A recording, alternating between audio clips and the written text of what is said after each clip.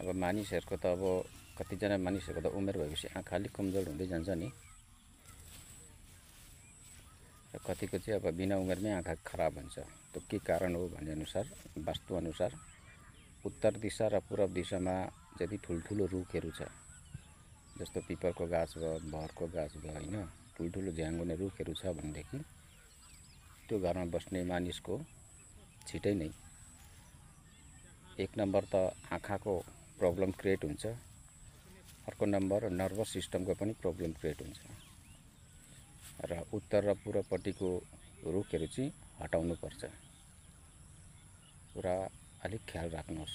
घरको छेउछाउ चाहिँ रुखहरू उत्तर र पूर्व चाहिँ एकदमै नराख्नुहोस्। छ भनेदेखि बरु पश्चिम र दक्षिणमा तपाईँ लगाउनुहोस्, त्यो राम्रो हो। तर उत्तर र पूर्वको रुखहरू चाहिँ एकदमै खराब हो वास्तुअनुसार।